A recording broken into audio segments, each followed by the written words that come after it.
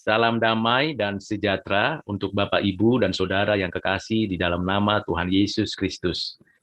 Kita melanjutkan pembacaan dan pembelajaran dari firman Tuhan dari Kitab Keluaran, pasal yang ke-13, ayat yang ke-8 sampai dengan 16. Demikianlah firman Tuhan.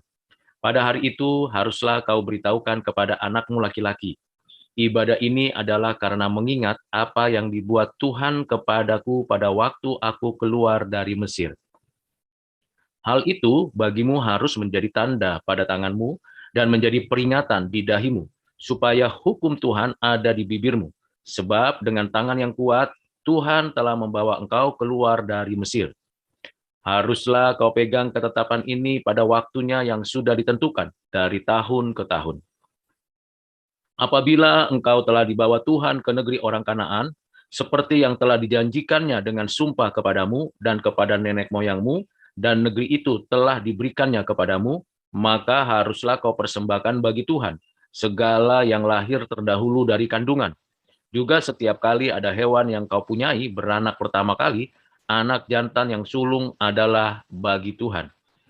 Tetapi setiap anak keledai yang lahir terdahulu kau tebuslah dengan seekor domba, atau jika engkau tidak menebusnya, engkau harus mematahkan batang lehernya.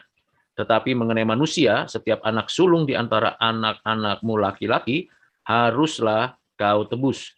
Dan apabila anakmu akan bertanya kepadamu kemudian hari, apakah artinya itu? Maka haruslah engkau berkata kepadanya, dengan kekuatan tangannya, Tuhan telah membawa kita keluar dari Mesir, dari rumah perbudakan.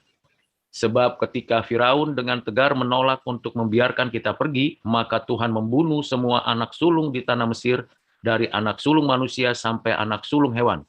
Itulah sebabnya maka aku biasa mempersembahkan kepada Tuhan segala binatang jantan yang lahir terdahulu dari kandungan, sedang semua anak sulung di antara anak-anakku lelaki kutebus. Hal itu harus menjadi tanda pada tanganmu dan menjadi lambang di dahimu, sebab dengan kekuatan tangannya Tuhan membawa kita keluar dari Mesir. Demikian pembacaan firman Tuhan. Yang berbahagia ialah kita yang menyimpan firman ini, menghayatinya, dan melakukan kehendaknya di dalam kehidupan kita. Mari Bapak Ibu kita terlebih dahulu berdoa, memohon kepada Allah kita untuk mendapatkan pengertian dan kita dimampukan untuk menjadi pelaku firman Tuhan. Mari kita berdoa. Bapa di surga, terima kasih untuk segala kebaikan-Mu. Engkau telah membebaskan kami dari perbudakan dosa dan cengkraman iblis. Kami bersyukur untuk kemurahan hati-Mu melalui karya penebusan Kristus, anak-Mu yang tunggal. Kami bersyukur untuk firman yang kami sudah baca.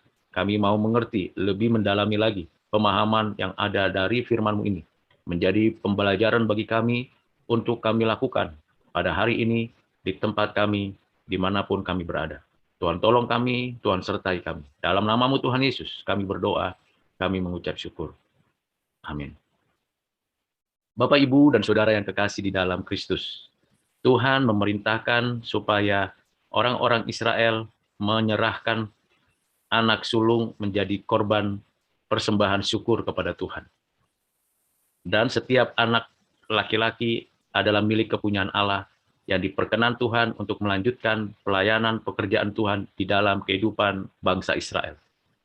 Demikian semua yang dikerjakan ini perlu dan patut diingat oleh seluruh keturunan orang Israel sepanjang zaman. Ini adalah perintah, peringatan, sekaligus suatu pembelajaran bagi orang Israel dan secara khusus bagi kita orang Kristen saat ini. Kita bersyukur karena kita telah ditebus oleh Kristus sehingga kita dijadikan anak-anak Allah melalui kebenaran Kristus, sehingga kita memanggil Allah dengan panggilan Bapa di surga. Dan kita bersyukur karena Kristus yang sulung dari antara kita, yang satu-satunya yang menyerahkan nyawanya untuk menggantikan kita. Penebusan Kristus adalah penebusan yang bersifat final. Bukan seperti penebusan yang dilakukan oleh orang-orang Israel waktu itu. Penebusan Kristus satu kali untuk selamanya dan sempurna adanya. Kita belajar dari apa yang disampaikan Tuhan kepada Musa untuk kita pelajari dan kita dapat mengerti agar apa yang diajarkan Tuhan melalui firman yang sudah kita baca dapat kita terapkan. Hal yang pertama yang diajarkan kepada kita ialah ibadah untuk mengingat segala kebaikan Tuhan. Ibadah bukan hanya sebuah momen atau ritual, tetapi kehidupan kita. Itulah ibadah. Ibadah bukan hanya kegiatan-kegiatan yang sifatnya sementara, tetapi ibadah adalah kehidupan kita yang bersifat kekekalan. Sehingga ketika kita memahami pengertian ibadah, tentunya kita menyadari adanya kehadiran Tuhan dalam seluruh aspek kehidupan kita. Dan ketika kita menjalani semua aktivitas, kita menyadari bahwa Tuhanlah yang kita sedang sembah. Ibadah yang sejati, ibadah yang memuliakan Tuhan Allah. Tuhan mengendaki kita untuk beribadah.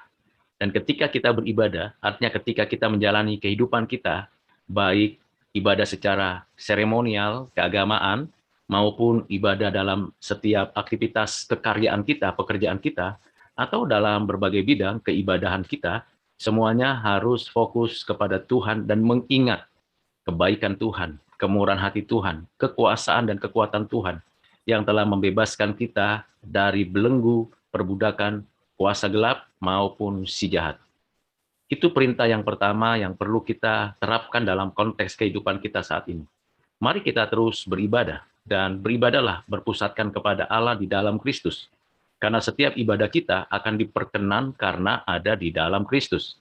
Dan melalui Kristus itulah ibadah kita dikuduskan dan dilayakkan untuk diterima oleh Allah sendiri. Bagian yang kedua adalah bagaimana kita mengingat semua bagian penting itu untuk kita lanjutkan kepada keturunan kita.